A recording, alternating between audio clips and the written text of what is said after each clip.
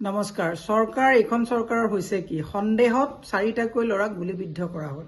ইয়াৰ আগতেও আমি দেখিছোঁ বুলডোজাৰ চলাইছে তেওঁলোকে, তাৰপিছত তেওঁলোকে উচ্ছেদৰ সময়তো তেনেকুৱা কৰিছে, মানুহক ড্ৰাগছৰ বুলি তেওঁলোকে এনকাউণ্টাৰ কৰিছে। বিভিন্ন সময়ত কিন্তু আইনত আদালতত প্ৰমাণিত হৈছে যে এইবিলাক হঠকাৰী সিদ্ধান্ত চৰকাৰে লৈছে। তাৰমানে এতিয়া সন্দেহ কৰিলে গুলিয়াই দিব নেকি? যদি সন্দেহ কৰিছে তেতিয়াহ'লে তেওঁলোকক গুলিওৱাৰ পৰিৱৰ্তে পুলিচে কৰায়ত্ব কৰিব পাৰে, কৰায়ত্ব কৰি পেলাই আইনী ব্যৱস্থা ল'ব পাৰে। কিন্তু সন্দেহতে যদি এতিয়া গুলিয়ায় তেতিয়াহ'লে এইখন প্ৰশাসনেতো বহু মানুহক বহু কথাত সন্দেহ কৰিব। ই অত্যন্ত দুৰ্ভাগ্যজনক কথা। এনেকুৱা চৰকাৰখন একচুৱেলি কাৰ কাৰণে? চৰকাৰখন উন্নয়নমূলক কামৰ কাৰণে। এটা সময়ত আমি দেখিছিলোঁ একদম অমানিশা আহিছিলে, সন্দেহৰ মাজত গুপ্ত হত্যা হৈছিলে, ল'ৰাবিলাকক, অসমীয়া ল'ৰাবিলাকক জধে মধে গুলিওৱা হৈছিলে, হত্যা কৰা হৈছিলে। বহু অসমীয়া যুৱক ঘৰত শান্তিৰে ৰাতি টোপনি শুব পৰা নাছিলে, নিদ্ৰা হৰিছিলে। আমি আকৌ সেই দিনলৈ উভতি গ'লোঁ নেকি? কালি যি 4জন যুৱকক গুলিবিদ্ধ কৰা হ'ল, ইতিমধ্যে আলফাৰ অধ্যক্ষ সেনাধ্যক্ষ পৰেশ বৰুৱা ডাঙৰীয়াই কৈছে তেওঁলোকৰ আলফাৰ লগত কোনো সন্দেহ নাই। আৰু যিজন যুৱকক আপোনাৰ পল্লৱক ধৰি নিছিল, তেওঁ এমাহৰ আগতে বিয়া পাতিছে আৰু পিতৃয়ে কৈছে যে হাজিৰা কৰিবলৈ ওলাই গৈছিলে।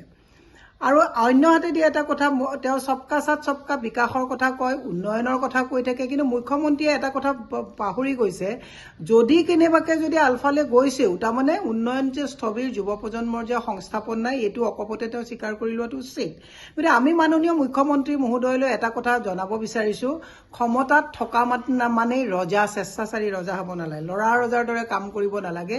মুখ্যমন্ত্ৰীয়ে সন্দেহ কৰি, তেওঁ পুলিচ গৃহ বিভাগৰ দায়িত্বত আছে, পুলিচক এটা ইনষ্ট্ৰাকশ্যন দিব লাগে, যদি সন্দেহ হয় পুলিচে কৰায়ত্ব কৰিব লাগে, আইনী ব্যৱস্থা কৰি, আইন আদালত আছে তাত তেওঁলোকক স্থানান্তৰ কৰিব লাগে। কিন্তু পুলিচে সন্দেহ কৰিলে গুলিয়াই দিব, তেতিয়াহ'লে আমাৰ অসমীয়া যুৱকৰ কাৰণে এটা সংশয়ৰ দিন, ভীতিগ্ৰস্ত দিন এটা আহিছে, যিটো আমি বিচৰা নাছিলোঁ। 90ৰ দশকত যিটো হৈছিলে, সেই গুপ্ত হত্যাৰ, গুপ্ত ঘাতকৰ যিটো পৰিৱেশ আহিছিলে, সেইটো পৰিৱেশ মানে অবাঞ্ছিত পৰিৱেশ। দ্বিতীয় কথাটো আকৌ এটা, ইয়াৰ লগত যদিও জড়িত নহয়, এটা কথা ক'ব বিচাৰিছোঁ, চৰকাৰখন মূৰৰ পৰা গেলিছে, পুনৰ আকৌ বিজুলীৰ আপোনাৰ মাচুল বৃদ্ধি কৰা হৈছে। কিন্তু এই চৰকাৰখনে একচুৱেলি জনকল্যাণৰ কাম কৰিবলৈ গৈ, আঁচনি তেওঁলোকে দিবলৈ গৈ এফালে লম্ফজম্প কৰিছে, আনফালে আকৌ মাধমাৰ সোধাইছে।